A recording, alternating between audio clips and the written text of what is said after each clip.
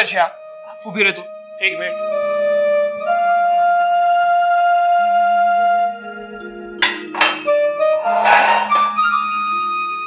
એકવાર ના પાડી ખબર નહીં પડતી. અહીંયા આવ, અહીંયા આવ, બેસ.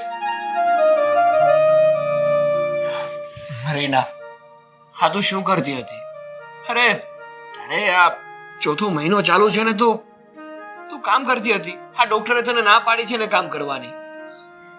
આકાશ, મને ખબર છે ડોક્ટરે મને આરામ કરવાનું કહ્યું છે, કામ નથી કરવાનું મારે. પણ શું કરું? હું કામ ના કરું ને તો આશા ઘરમાં ઝઘડા કરે છે.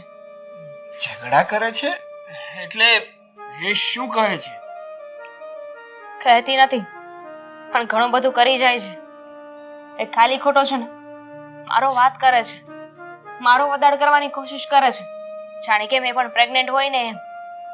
અને એવું કહ્યું કે તમે ખાલી પ્રેગ્નેન્ટ છો, કોઈ મોટી બીમારી નથી.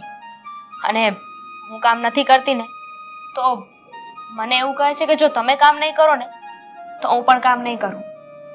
અને વાત અહીંયા અટકી નથી જતી, એ મમ્મી પાસે પણ જબરદસ્તીથી કામ કરાવે છે, ખાલી ખોટા ઝઘડા કરે છે. અને આજે તો એને બધી જ હદવટાવી દીધી છે. મમ્મીને ન કહેવાનું કહ્યું છે, અપશબ્દ બોલે છે મમ્મીને. અરે પણ આ આશા બહુને સમજવું જોઈએ. ઘણા સમય પછી તને સારા દિવસો જાય છે તો ઘરના વ્યક્તિની કેર કરવી જોઈએ. આવું તો કઈ કરાતું હશે. તમારી વાત ખરી છે, પણ હવે સમજતી નથી તો આપણે શું કરી શકીએ? અને એમ પણ ખોટું મમ્મી કામ કરે ને એના કરતાં તો સારું છે કે હું જ કામ કરી લઉં. ન સમજે એટલે? અરે તારા આવા સમયમાં આશા હોવે તારો સપોર્ટ કરવો જોઈએ, તારી કેર કરવી જોઈએ. એની જગ્યાએ તારી સાથે ઝઘડા કરે છે.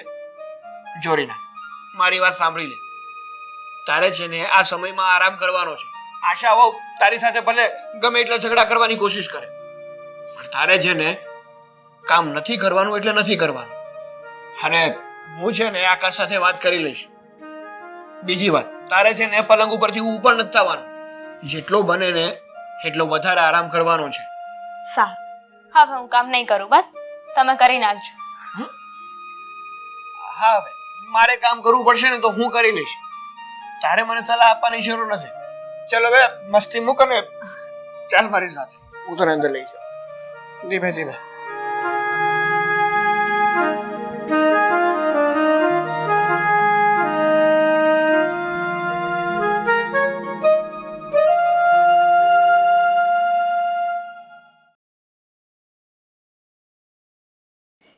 હું તારી સાથે વાત કરી રહ્યો છું ક્યારનો. હા, તું જે રીતે ઘરમાં વર્તન કરે છે ને એ જરા યોગ્ય નથી. તો હવે તમે મને શીખવાડશો કે મારે કઈ રીતે વર્તન કરવું? તો શીખવું તો ખરા જ ને. જો મમ્મી સાથે તે જે રીતે વાત કરી છે ને એ રીતે વાત ના કરાય. તું આ ઘરની વહુ છે, આ ઘરની મર્યાદા, માન અને આ ઘરના બધા કામ કરવા ને એ તારી ફરજમાં આવે છે. એકે ઠેકો લીધો છે મેં? આ ઘરનો ઠેકો મારી ઉપર જ છે. એક જ વહુ કામ કરે, બીજી ભલે ને પથારીમાં પડી રહે, એ ચાલે? હા, તો ભાભીને આવા દિવસો ચાલે છે એટલા માટે કામ નથી કરાવતા, નકર આ પહેલા તો મદદ કરાવતા જ હતા ને. ક્યારે કરાવતા હતા? ગણાવો ને, એક દિવસ મને ગણાવો કે તમારા.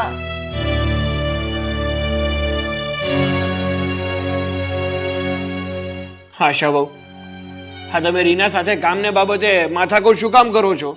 તમને ખબર જ છે કે ડોક્ટરે એમને કામ કરવાની ના પાડી છે, તો શું કામ એને હેરાન કરો છો? એ જ સમજાવી રહ્યો હતો મોટા ભાઈ, પણ સમજવા તૈયાર થવી જોઈએ ને. કોઈ વાતે સમજતી નથી. રાહુલભાઈ, આ રીના ભાભીને કોઈ ગંભીર રોગ નથી થયો. ડોક્ટરે એને આરામ કરવાનું કીધું છે, તો એનો મતલબ એ કે પથારીમાં પડ્યા રહે. અરે પ્રેગ્નન્સી તો બધી સ્ત્રીઓને રહેતી હોય છે, તો બધી સ્ત્રીઓ આવું તો નથી કરતી કે અમે આ કામ ન કરીએ, અમે તે કામ ન કરીએ. આ તમારી વહુના જ બધા નાટક છે. અરે તમે સમજતા કેમ નથી? એક તો રીનાને આ ભગવાને 5-5 વર્ષ પછી સારા દિવસો દેખાડ્યા છે. આપણે માત્ર એની 2 મહિના કાળજી લેવાની છે, અને એ પણ આપણે નહીં લઈએ તો કોણ લેશે? બસો ભાઈ, તમે ને મને ના સમજાવો. મને બધી ખબર પડે છે. આ રીના ભાભી છે ને, એને ડોક્ટરે આરામ કરવાનું કીધું ને એટલે આમ એને એમ થઈ ગયું છે કે નહીં, હું એટલી બધી બીમાર છું ને કે મારે પથારી વચ્ચે જ રહેવું પડે. એક બહાનું મળી ગયું છે ને આરામ કરવાનું અને કામ ના કરવાનું. બાકી આ જોયો 7 મહિના પ્રેગ્નેન્ટ બાઈ હોય ને તોય બધી બાઈઓ કામ કરતી હોય છે. આ તમારી બાયડીની જેમ નહીં. બસ આશા, ક્યારનો હું જોઈ રહ્યો છું તારા મનમાં આવે એમ બોલીએ જાય છે. હા, પેલા મમ્મી અને હવે મોટા ભાઈ, એની સાથે કેવી રીતે વર્તન કરવું તને નથી સભ્યતા, નથી સંસ્કાર આપ્યા તારા મમ્મીએ? 100 વાતની એક વાત છે, હા ઘરમાં જો તારે રહેવું હોય ને તો આવનારા 3 મહિના સુધી, એટલે કે જ્યાં સુધી આ ઘરમાં ભાભી બાળકને જન્મ ના આપી દે ને ત્યાં સુધી ઘરના દરેક કામ તારે જ કરવાના છે.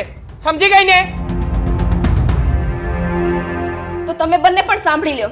આ તમારી લાડકી ભાભી ઘરના કામ નહીં કરે ને તો તમારી માએ આ ઘરના કામ કરવા પડશે. શું બોલી તું? બાકી હું તો આ ઘરના કામ નહીં જ કરું. મારા મમ્મી કામ કરશે આ ઘરના? મારા મમ્મી આ ઘરના કોઈ જ કામ નહીં કરે. અને જો તારાથી કામ ના થતા હોય ને તો તારા મમ્મીને બોલાવી લે અહીંયા. તમે માં દીકરી ઘરના બધા કામ કરી નાખજો. તે ખોટા નાટક કરે છે તે વળી. રવિ, શાંત થઈ જા. હા, ઘરની વહુ ઉપર હાથ ના ઉપાડાય. હે મોટા ભાઈ, ભૂલ હોય તો ભૂલને સ્વીકારતા તો શીખવું જોઈએ ને. હા, માનું છું કે ભૂલ થાય ક્યારેક કોઈ વાત, પણ નહીં, આને તો ભૂલ કરવા છતાંય નીચું તો નમતું તો મૂકવું જ નથી. હા, હવે શાંત થઈ જા.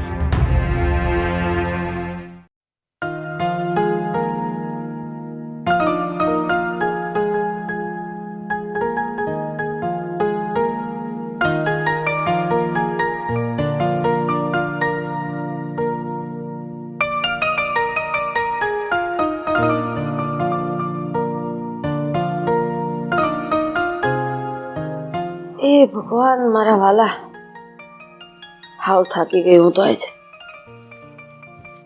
કેમ? શું કામ કર્યું તે? કપડા ધોયા છે ને? હા તો ધોવા જ પડે ને. આ અપલખણી વહુ અરે અડધું કામ કરે છે ને અડધું કામ એમને મૂકી દે છે. પછી અધૂરું મૂકેલું કામ મારે તો પૂરું કરવું પડે ને. આ આશાઓ પણ ખરી કહેવાય.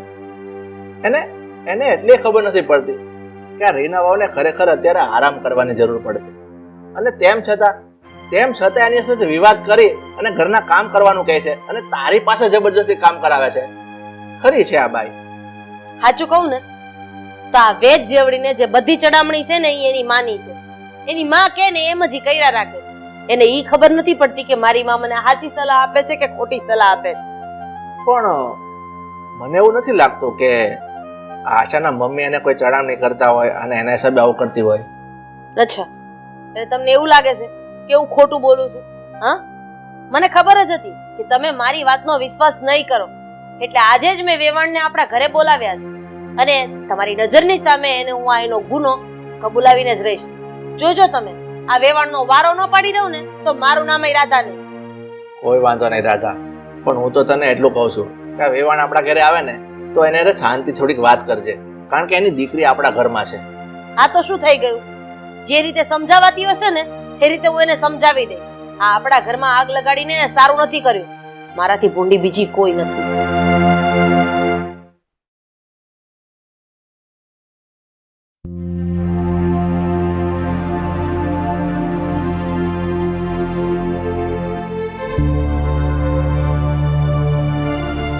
બોલો રાધાબેન, અચાનક યાદ કરી? જય શ્રી કૃષ્ણ. શું કામ બોલાવી જણાવશો મને? જય શ્રી કૃષ્ણ. તમારું કામ હતું ને એટલે તમને અહીંયા બોલાવ્યા છે. મારે તમને થોડા કડક શબ્દમાં વઢવાનું હતું ને, બસ એટલે. આ કડક શબ્દમાં વઢવાનું હતું એટલે? હું કઈ સમજી નહીં. હો, સમજાવું ને, સમજાવું. આવ્યા છો તો બેસો તો ખરી. હા મમ્મી, જય શ્રી કૃષ્ણ. જય શ્રી કૃષ્ણ બેટા. જય શ્રી કૃષ્ણ. જય શ્રી કૃષ્ણ.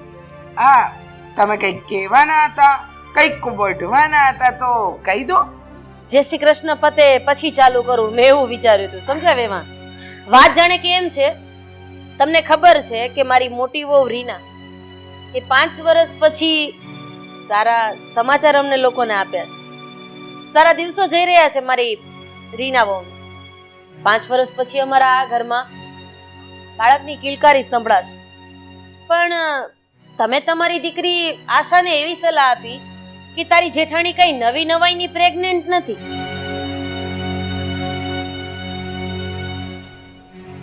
અરે અમારા સમયમાં તો આ બાયોને મહિના રહેતા ને તો ખેતરમાં બાળકો જણીને પાછા વહી આવતા હતા અને ખબરેય નહોતી પડતી.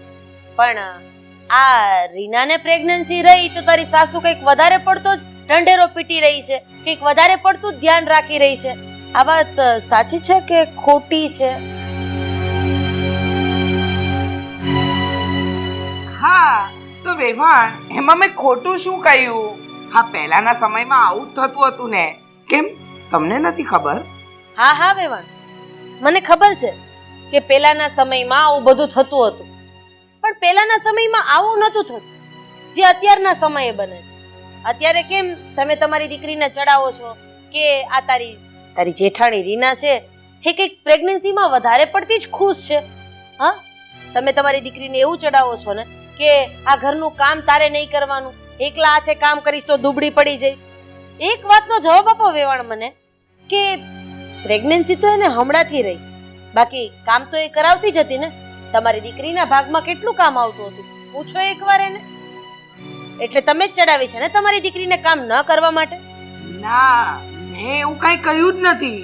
હું શું કામ એવી રીતે ચડાવું? બસ બસ હવે વેવાણ બસ. મારા ઘરમાં બેસીને તમે ખોટું બોલી રહ્યા છો. અરે હું તમને બહુ સારી રીતે ઓળખું છું. હું નહીં, અમારો આખો સમાજ તમને સારી રીતે ઓળખે છે. તમે છે ને બહુ મોટી મહામાયા છો. બસ હો, ક્યારની જોઉં છું તમે મારા મમ્મીને જેમ ફાવે એમ બોલી રહ્યા છો. ક્યારના મારા મમ્મીનું અપમાન કરી રહ્યા છો. હું આ બધું નહીં ચલાવી લઉં. તો તને હું મારા ઘરમાં નહીં ચલાવી લઉં. વેવાણ, હું તમને ચોખ્ખા શબ્દમાં કહી દઉં છું કે જો તમારે તમારી દીકરીનું ઘર ચાલવા દેવું હોય ને તો એને ચડાવવાનું બંધ કરો. તારે આ ઘરમાં રહેવું હોય ને તો જેમ રીના રહે છે ને એમ રહેવું પડશે. ઘરમાં જે ભાગે પડતું કામ આવે છે એ કરવું પડશે. અને ન પોસાય એમ હોય ને તો આ તમારી દીકરી લઈને નીકળી જાઓ મારા ઘરની બહાર. બરાબર છે મમ્મી તમારી વાત. તમારી આ વાત સાથે હું પણ સહમત છું.